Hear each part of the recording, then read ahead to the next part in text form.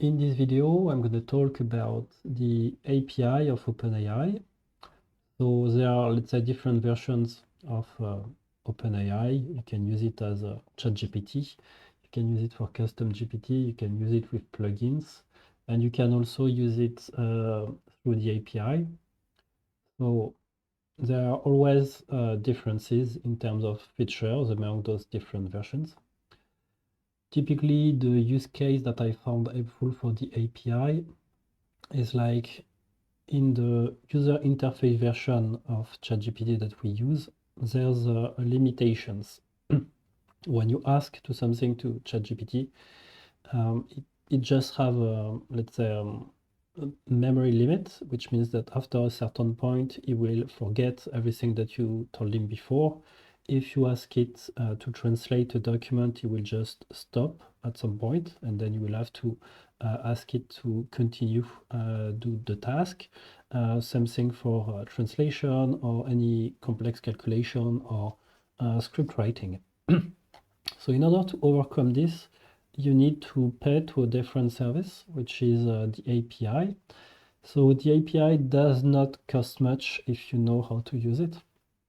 So in my case, as you can see, I top it up. So I put some credits on it in order to be able to use the API. According to the different version of the API that you use, the price will be different. So I don't know if it's 100% true, but the GPT-4 has the reputation of being 20 times higher in terms of price than GPT 3.5. And the other models, such as Babbage, DaVinci, and others, cost, of course, far less. But the big difference, of course, this one will be more powerful than this one.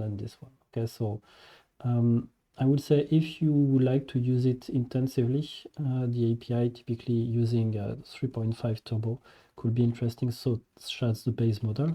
But if you take GPT-4, clearly, if you make a mistake, you can really kill, let's say, all the money that you put on your account. So in order to access to the API, you just need to go on platform.openai.com. And then you get over here the API keys, and then you create a new secret key, and then it's gonna give you a key. Then once you do so, you can start coding. So in my case, I don't know how to code. So in fact, what I'm doing here is that I'm using ChatGPT in order to create the Python script. The issue that I wanted to fix was the following one. If you know Matomo, there's the website named Weblate. So Weblate is the place where you can translate Matomo. And one of the issues is that the original language version of Matomo have some typos sometime, and it could be interesting to correct those typos. If I was using Weblate in order to do so, as there are 400,000 characters of software, you can imagine how long it can be to just edit each individual entry over here.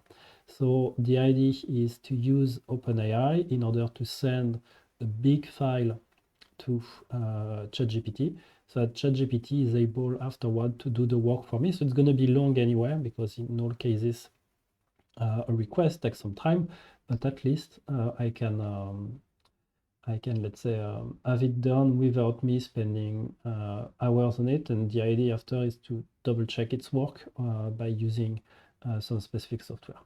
So, oops, that's unusual. It should not have happened. Okay, anyway, it's no big deal in the sense that I already have the file that I wanted, so no problem. Okay, so let's get started. So I spent some time on it because ChatGPT is not doing it straight away for you. So the key point here is that for every script that is going to give you, you need to test it first on some sample. So you don't ask to write to proofread the full file. You just do piece by piece. And this is what I did over here. So I spent roughly about 1 hour, 2 hours in order to get finally the script that I wanted. At the beginning, for example, ChatGPT was not giving me GPT 3.5 Turbo. It was giving me some other APIs which were less relevant. So the result was catastrophic.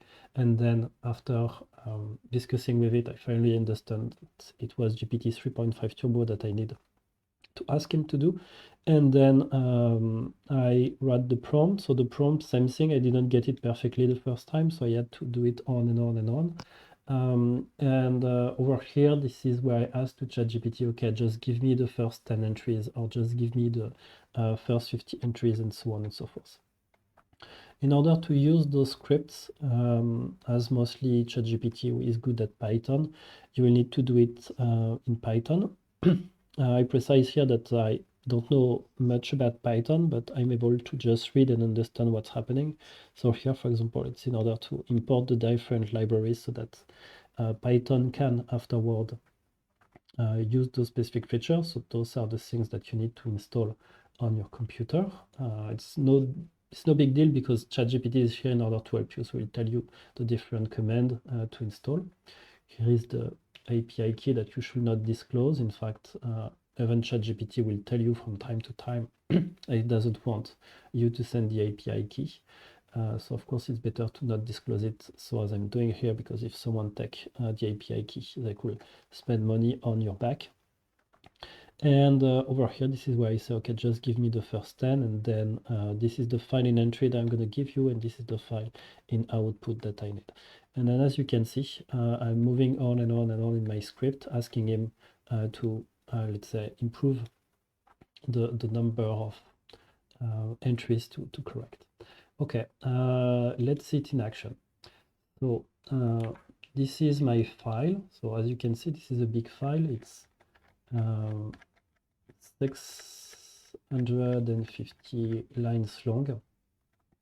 I could definitely, I'm not gonna ask it to translate it all, because if I do so, it's gonna take some time and I won't be able to finish the video tutorial. So I'm gonna keep this one about 50, which I think is good enough. The important point here is read the prompt, okay? So I'm just gonna describe it in a second, but first thing first, okay, so that's what you want to see as well. So, okay, hold on, I'm just gonna do this. And, okay, so I don't have my file here. So let's do it. Okay, so I want him to use Python. The Python that I create in the last file was the number 6. So I just execute it like this. So Python 3 and then the name of the script. So it's going to go through each of the 50 first entries and then translate them. In terms of the prompts, this is what it looks like. So it really took me a while in order to make it. So you are an expert of Matomo Analytics. The idea is to give it enough context so that it can really understand what it is about. You are in charge of proofreading the English language dictionary. For each entry, provided key value pair. So here I didn't want him to start to translate the key. If not, my file will not have any sense. Correct only the value if there are clear spelling or grammatical error. Output only the value, nothing more, because here on each time it was telling me, hey, this is the corrected version, and was inserting it within the file, which was catastrophic. If the value is correct, leave it as it is. And once the script finished, so as you can see, it's still processing it. Okay, now it finished. So you can also ask it how much time it's going to take. And generally it takes like something like 5 seconds per request. In my case, doing like 50 per 5 seconds. So it gives you already an idea about how much time it's going to take. And you can as well get an approximate cost of it. And this is what it looks like. So now if I reload it, I will get in fact my first 50. So as you can see here, this is interesting. Okay, and next big thing that we can do is, was to apply like a Vim div in order to say, hey, please correct admin. Like, hey, compare it with the one that I had. Oops, corrected version. Yeah, and then okay, blah blah blah. So abort. Okay. Okay, and now we have in fact the difference between the two.